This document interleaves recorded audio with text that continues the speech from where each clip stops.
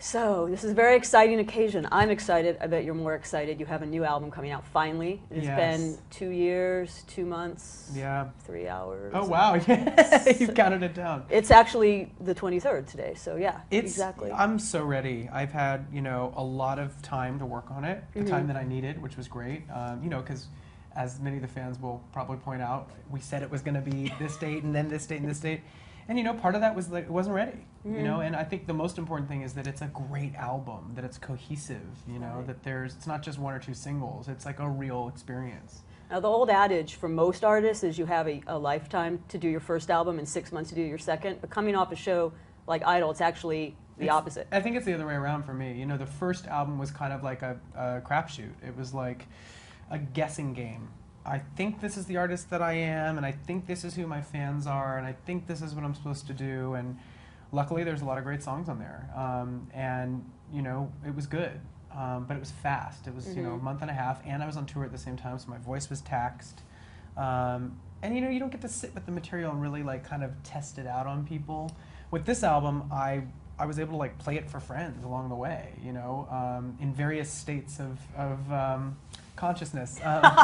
Like on Halloween, I rented a party bus with friends, and we were having a great time, and I played some of the dance music to see how they would react to it. And were they all dancing on the bus? Oh yeah, it was like an explosion. It's like a funk double explosion. It's like a double Dutch bus. Yeah, it was hot. It was great.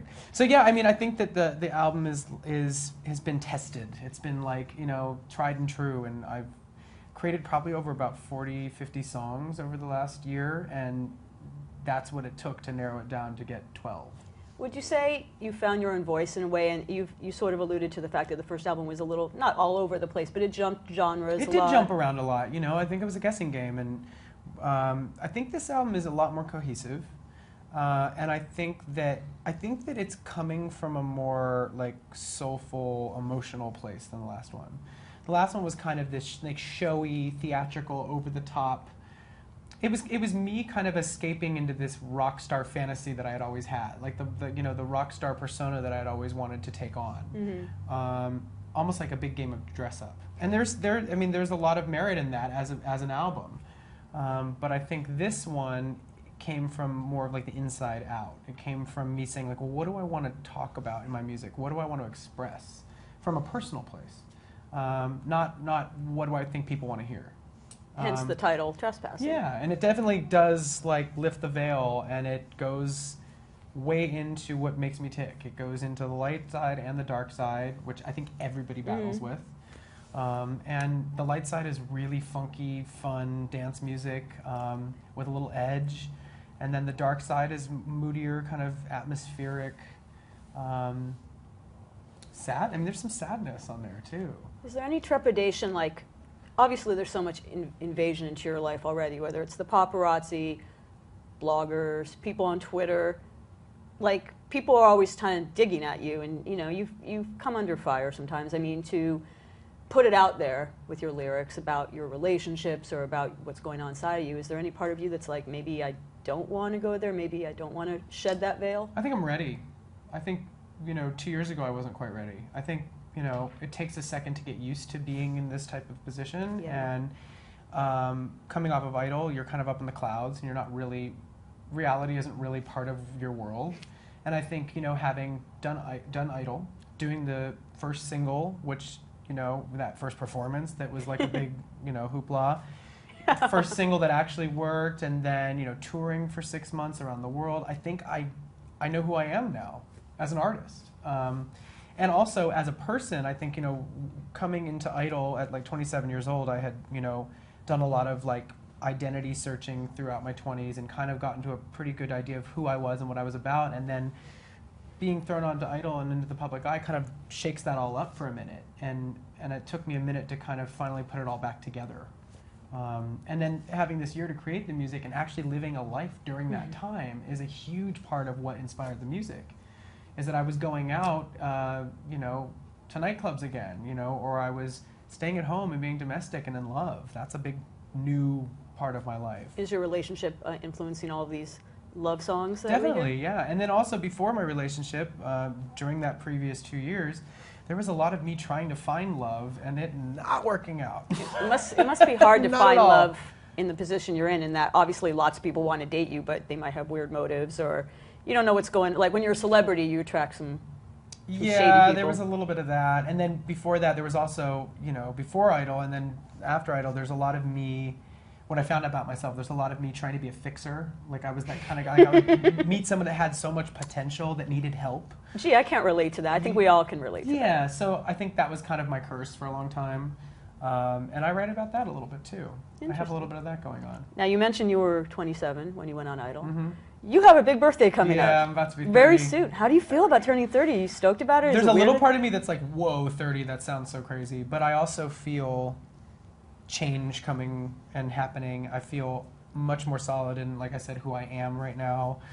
2012. I feel like it's going to be a more enlightened, kind of evolved place to be. So did maturing that way affect, or just hitting a milestone like that affect how you approached making music, like what your priorities are in life, things like that? Yeah, all of it. I think, like you said, like finding my voice has kind of happened, I actually look back on Idol, and the funny thing is that if you look at all the different songs, I think so many different songs and styles.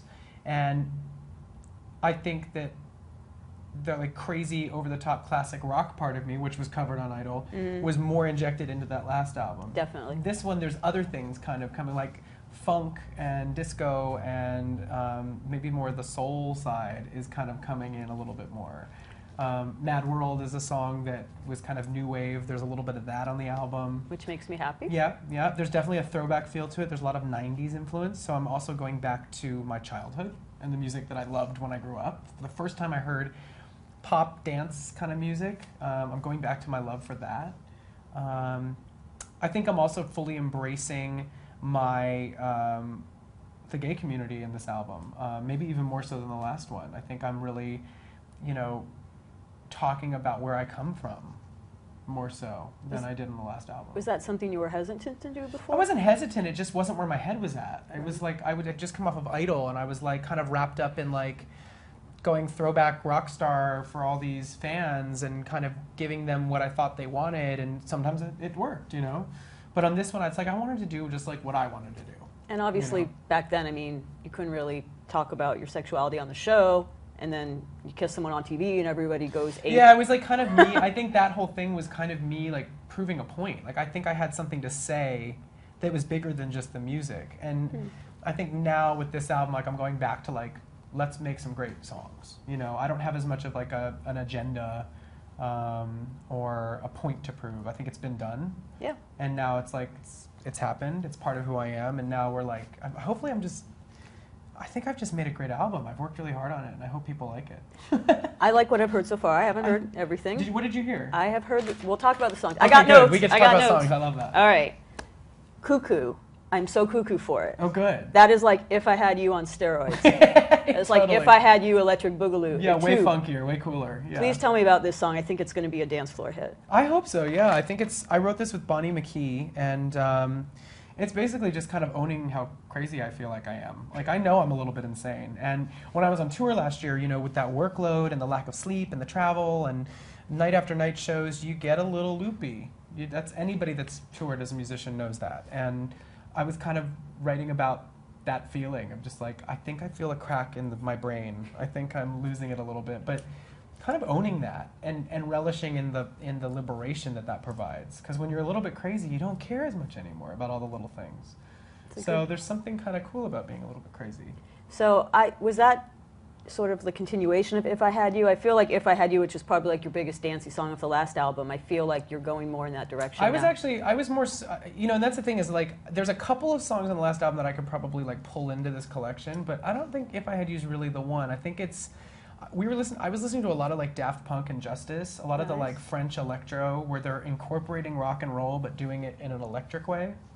I wanted to kind of bring that energy into it. And then, finding that like funk groove. If I Had You is not funky. It's very like on the beat. It's a great song. I see what you're saying. I love the song, but it's very like Euro pop. This song has like a funk swing to it. It's more like, it has more of that like 70s, 90s like groove. So that's what we were looking for on that one. And then the chorus, all of a sudden, because it's like we're in a madhouse and because it's crazy, the chorus erupts into this almost like this 80s hair metal kind of thing. So it kind of jumps around to to prove the point that it's like, I'm nuts. You're cuckoo. Yeah, cuckoo. Will there be remixes of this song? Say yes. I sure hope so. Yeah, I think can people will kill it with some remixes. I agree. Yeah. Now, speaking of funky, another song I've heard that I love is Trespassing. Yeah. Now, the obvious reference people are making is Queen. Yeah. Another One Bites the Dust, a little bit of We Will Rock You with the chanting. Yeah. The fact that you recently reunited with Queen, which was awesome, by the way. That was cool. It was amazing. I couldn't believe they asked me. I was like, really? How quick, before we talk about, how quickly did that come together? Like, was it, Well, because it was very under wraps still last minute. Yeah, well, I mean, that wasn't, they wanted to kind of make it more of a surprise, so I said, sure. Me, I want to tell everything all the time. So I was like, I can't tweet about it. All right. My manager called me and said, is that something you'd like to do? And I said, are you kidding me? Of course. Yeah. So, and I actually think that this year there's going to be some more Queen stuff, so stay tuned. Yeah. I actually wouldn't mind it if you were doing Trespassing with Queen backing you up. Like I don't think they're going to want to play any music but their own. Aww. So I this is a dream of mine. Yeah, and mine too. But I think that I need to respect them, and I would just be honored to sing their music with them. So can you give me any details about what you're going to be? All right, watch this space. Again, I'm not allowed to tell. Well, let's go back to your own music then. Trespassing rules. Yeah. Love it. I do like the chantiness of it. I hear the Queen stuff, but it's also almost like the Go Team, or even like a little bit of like Mickey by Tony Basil. There's like a nostalgic feel to it, and I think that it's because I think it's like an anthem. I think that it's meant to be a song that like inspires people to just take a risk and be who they are. I mean, that theme comes up a lot with me, but that is kind of the type of person I think I represent. And the song is basically saying, you're saying I'm an outsider and to keep out, and I say, Awesome. I'm going to do what I want to do, and I'm going to do it the way I want to do it. And it was a co-write with Pharrell. With Pharrell, yeah. How did that come about? It was, and I literally, when they said, oh, you're going to go into the studio in Miami with Pharrell, and I said, I'm not cool enough. Really? Yeah, I don't think I'm cool enough to work with Pharrell. I think he's too cool for me. I was really intimidated. I was nervous, and I walked into the studio, and he's so cool. Like, but not like too cool. He's like down to earth. He's smart. He's a great musician. He's cool about the things you're supposed to be cool about. And so we started talking, and we connected kind of on a more philosophical kind of place, and that's where the song came from, is me talking about where I stand in the music industry and what my experience has been over the past couple of years. We talked a little bit about Burning Man as a, kind of a jump-off point. Has he been? No, but he knows what it is. Maybe you guys can go together. Maybe. But I think the song not only says that, but it also kind of goes back to a mindset that I had before I went into everything. And that was one of the goals on the album, was to kind of go back to what I was going through and where I was at emotionally and mentally and musically before all of this. Because I feel like that was the place I was in that inspired me to do this in the first place. So I kind of wanted to rewind and get back to like a more like inspired, creative place without all the pressures of the business and the fans, and what made me love to make music on a personal inside level. I do hear a lot of joy in that song. Yeah, it's like, and it felt good to sing, and it was fun, and it was, I can't wait to perform it live. I know, I was about to say. It's just, it's like, oh, it feels you need to get like a gang of like Justice Children on stage, like singing. Yeah, and I think choreography too. I really want to move to that. I can't wait to do a video. Awesome. I feel like it's a very like stompy walking. Video, does that mean it's going to be a single? Maybe. It could be. It should be. It could be. And you did another song with Pharrell, Kickin' In. I haven't heard that one yet. Tell me a little. Is also really awesome. I think people are going to be like, that's Adam? It's me, but it's like a totally different sound. Very inspired by, and we didn't even realize it until after it was done, how Michael Jackson it felt. Or Prince, Michael or Prince. It has that like kind of throwback, like 80s funk thing. And also it has a lot of like 90s house music influence in it. It's a really fun song, and that's a song about, it's me narrating and giving commentary of like a hot mess girl at a bar. This is going to get played in a lot of bars, maybe strip joints. Maybe, too. But it's also the way I played it for some of my gay friends. They're like, the way they talked about it, they were like, oh yeah, that's about our friend, like girl, like boys call each other girl all the time in the gay club. So it's about that girl. Everyone's going to know one of those. She's girls. crazy. Yeah. Awesome. Yeah.